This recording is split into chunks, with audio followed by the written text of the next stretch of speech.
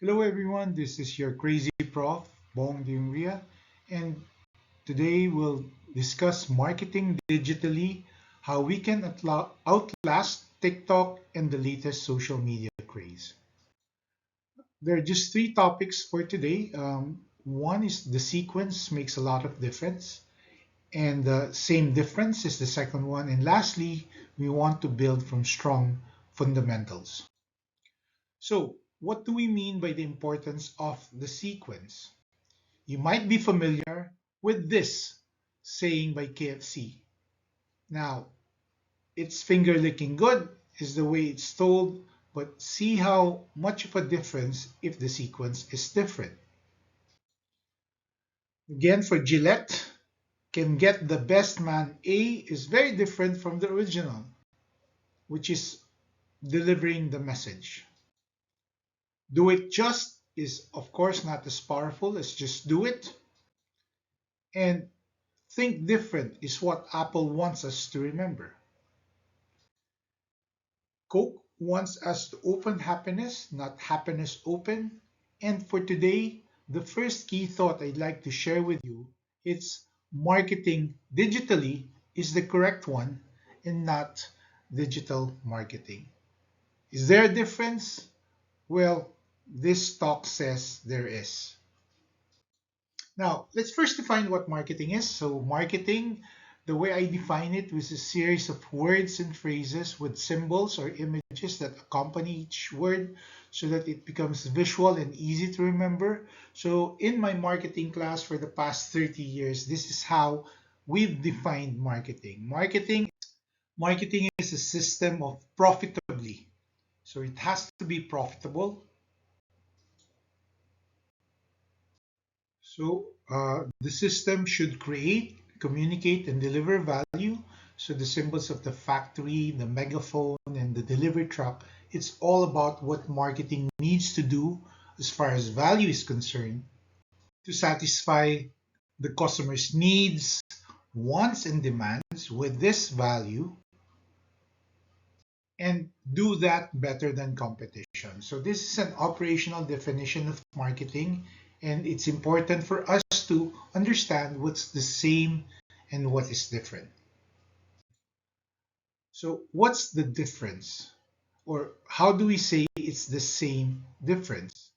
Well, since the longest time, we've all worked with, Maslow's hierarchy of needs, which start on the physiological, to safety, to social, up to self-actualization. That's how Maslow has been forever. And we also know that for a millennial, what's more basic than food and water? It's Wi-Fi. Okay, so and if you have Wi-Fi, what's next? What's more basic to a millennial, to a Gen Y? It's battery. Okay, you might want to have a smile with this, but do you agree that's how millennials think right now? Going to a new place, the first thing they look for is the Wi-Fi password because they'd like to stay connected even more than asking for water or food. They ask for Wi-Fi. And again, after a while, then it's the battery for their gadgets that's most important. Now, over the so many years, Maslow's hierarchy of needs hasn't changed. There's nothing that's been added or deleted. It's just that the way those needs are expressed and satisfied have changed. So before the cell phones were available, safety was defined as what? Using a maze, knowing kung fu. But now people justify having cell phones partly because it makes them safe, makes them easy to find, makes them able to record incidents with police or external threats. So now the cell phone becomes a way to answer safety needs. Can you imagine what was it like before there were cell phones? And that's the evolution of man over time. The way we answer or express things differ, but again, the needs have changed.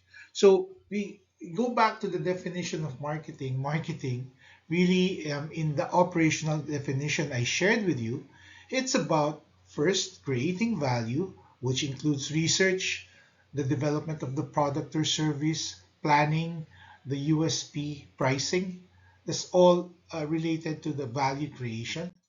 And then we have the communication of that value through advertising, promotions, PR, mobile, social media, online, word of mouth. And finally, the delivery of the value by getting the goods or the products to the end user through wholesaling, retailing, logistics, and a marketing organization. So that is the totality of marketing. Sales is part of marketing. Advertising is a subset of marketing. Research is part of marketing, and online is part of marketing. Of course, we can also look at it from this point of view that it's composed of the traditional versus the digital, where the traditional is the real and physical, and digital is the virtual. And traditional marketing assumes or incorporates the customer and the good at the same time and space, but in digital, then it can be that they're in a different time and space. So this could have been the sharing of traditional and digital, what, 20 years ago, and we can all agree that the proportion of digital has expanded um, uh, to probably a little more than traditional, again, depending on where you view it. But that's how digital has grown. But, or and, we have to remember that it is just a subset, a part of marketing.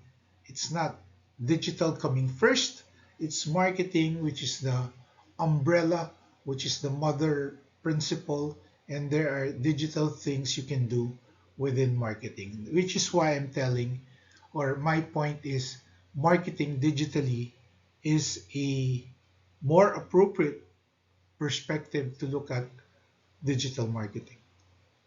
Now, let's build from strong fundamentals. What are the strong fundamentals? Number one, in the pre-connectivity days, we all remember AIDA, the four communication objectives. You can communicate to either make people aware, get them interested, get their desire to act, which is normally to follow a certain behavior, most probably the purchase of a product. That's the pre-connectivity communication objective, si AIDA. All right, maybe you can remember that. Now, there were some who said, okay, AIDA is nice, it's easy to remember, but they had a different way of looking at the four A's. So, the interest and desire they considered as one, which is the attitude, and action is not just act, but act again. So, it's the repeat sales, which is the objective of the communication at A4. So, this was the pre connectivity days. And now that we're connected because of technology, of the internet, and hardware that is more affordable, we have forgotten that we actually work in a funnel like this. So the funnel starts from the target market, moves to awareness, up to A4, where the customer becomes loyal. So when you see a funnel, the target market is usually bigger. The people who are aware is smaller. The ones who are open to trial is smaller than those who are aware, until the most loyal is actually a smaller part or smaller proportion of the target market. But that's the sales funnel or the customer journey funnel in the older days. Again, just to emphasize this, you want you start marketing with identifying the target market, making them aware of your brand, making them open to trial for them to try as a recent user, becoming a regular user, to me, choosing the brand as the brand used most often until they're finally loyal. Now, with connectivity, because now we're looking at it from a marketing perspective, not from a digital marketing perspective, the theory says A2 and A3 are now different. It's about appealing, which is kind of like interest, But here's a new thing. It's asking. You want the customers to ask instead of just desiring. And you don't want to just make customers buy in A4 or act again. You want them to become advocates of your brand. So again, when we're looking at it from a digital marketing point of view, you might miss this important thing about the fundamentals, which is really marketing based. It's just that we're marketing digitally. So with this type of model of A1 to A5, there are five different models, from the doorknob to the funnel to the bow tie. Okay? How does the bow tie look? It again is from awareness, where you start with people becoming aware of the brand. A certain percentage of that, the brand is appealing. But here is the main difference. The new A, which is ask, there's a smaller proportion from those who appeal, the brand appeal to, who will ask. And that is a very important part of the ideal pattern. The brand should be able to answer when the customers ask in all the touch points so that they can act, and having felt the affinity to the brand, they become advocates. What's different with this model are the two, which is ask, and you should expect customers to ask in many touch points: cell phone, messenger, Viber, comments in your Facebook post. Customers will ask, and you have to have the structure to answer these asks promptly and correctly.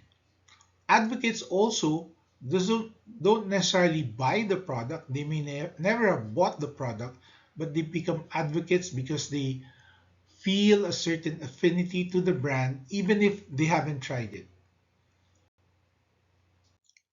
So, case study number one: a change phone resulting to less lost sales. So, I've been a loyal Motolite user for the family vehicles, and I've kept ordering a battery every 2 years for each car, and that's a regular sale. Now, what happened was, um, the Motolite branch where I was getting the replacement battery from changed their phone numbers, changed their mobile numbers. So when I called for a replacement, the number wasn't connecting. I looked at their website, Googled it, and it gave the same ineffective number.